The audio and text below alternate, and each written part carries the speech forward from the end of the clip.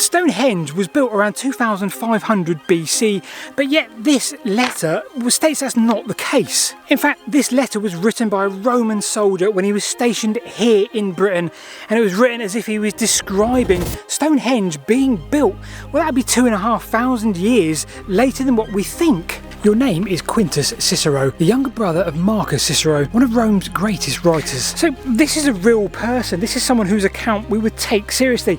Now back home in Rome, your brother, well, he's decided to ask you to describe Britain, its people, its customs, its cultures, you name it, the landscape itself. So you write. You describe hundreds of people hauling enormous stones, earthen ramps skewed skyward, great lintels being lifted into place. You describe ceremonies, fires burning across the hills in the midsummer. So what exactly is this letter? We know Quintus was in Britain, and we absolutely know that Marcus, his brother, asked him to describe the people of Britain. We even have Marcus's surviving letters, but Quintus's replies, well, they've never been found. Until perhaps this one. So I went looking for the original, maybe a manuscript or something else giving us more about this story, and instead of finding a Roman letter, I found one of the strangest stories I've ever come across.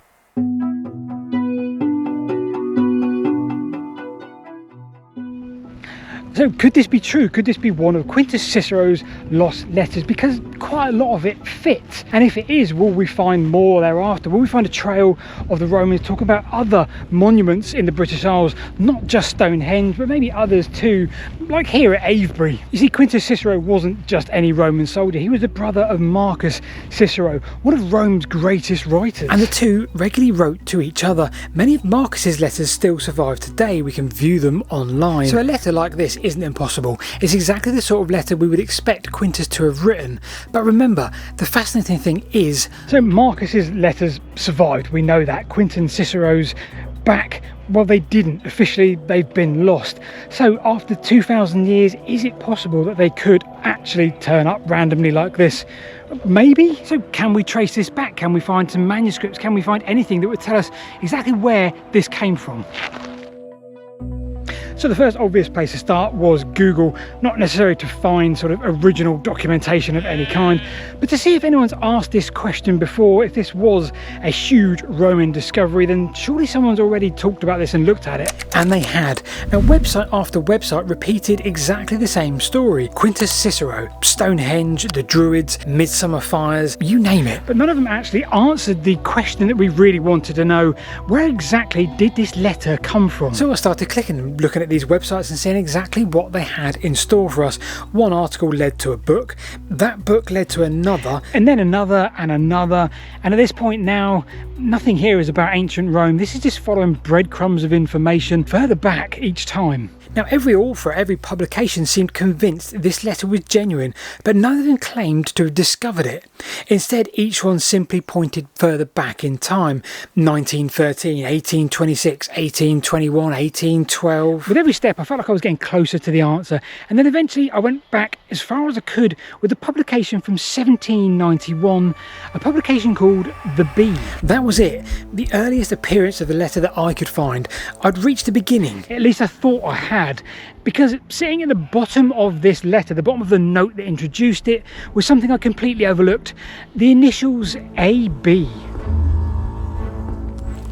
Okay, so we've escaped the blazing heat, the 37 degrees of Avebury and the Stonehenge landscape, much cooler climbs of the forest in search of a Roman road coming up very shortly.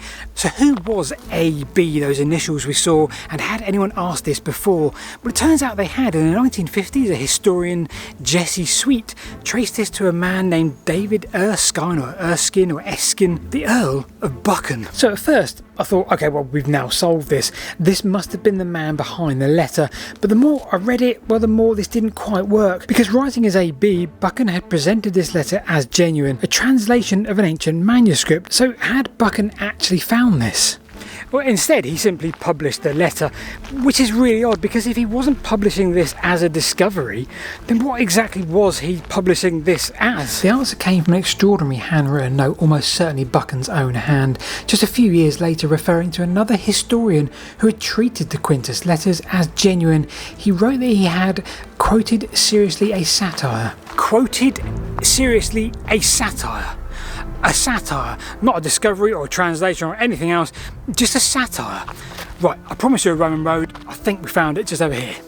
So that was it, mystery over. The Earl of Buchan had written this letter, except there was one detail that kept on bothering me. In the B, he presented this as a translation of an ancient manuscript. Years later, he republished the same letter under his own name as an imitation of the ancients. So what exactly is he doing here? The Roman road, I promise you, really big agger going through the forest, that raised bit in the middle. Never comes out well on camera, but we'll give it a go. I'm now stood right on the top in the middle, and it cuts all the way through this really ancient forest. Beautiful. So if the Earl of Buchan hadn't invented this story, then we need to get back searching once again. But this time it would turn out we wouldn't be searching for a letter, we'd be searching for an idea. Buried in a book published more than a century before the Earl of Buchan, 1684. The book was called The Museum Classium, written by English polymath Sir Thomas Browne. It had one extraordinary entry. It simply read, "The Letter of Quintus Cicero." No Stonehenge, no giant stones, no druids. You see, the story didn't ever begin with the Earl of Buchan at all. It began with Browne. However, there was one final twist. The Museum Classium wasn't a catalogue of lost books, it was a catalogue of books that never existed. So once you discover Browne in this whole mess of the story, well, everything makes much more sense because he didn't write the letter. Well, instead, he simply imagined it might exist. That was enough. Now, whether Buchan wrote this himself or adapted an existing piece, by 1791 the imaginary title had become the actual letter. It was published in the B 1791, republished in 1812, quoted by Thomas Wood, repeated by Charles Hulbert, accepted by other antiquarians. Eventually people then weren't reading the B anymore. This wasn't some kind of Roman forged manuscript, this wasn't some kind of buried fake evidence. Nobody here set out to fool the world.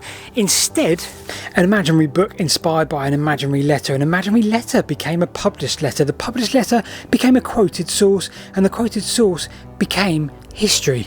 So I started this journey wondering whether we'd missed this chunk of history somewhere along the line and the Romans had somehow witnessed Stonehenge being built. Of course, that was never really going to be the case, but nevertheless, I feel like the truth we've uncovered along this journey is far more interesting. I wasn't uncovering a lost Roman letter at all, I was uncovering a remarkable journey of an idea. The Romans never watched Stonehenge being built, of course, but for over 2 centuries, maybe this influenced how people thought that they did. This was a story never about a forged manuscript or buried evidence. This was always a story, a piece of fiction. And maybe this video won't stop that from being repeated every 50 or 100 years, but maybe also that's a good thing because maybe the next person will have as much fun in uncovering this journey as I have. I've been Paul, click subscribe and we'll see you this time next week.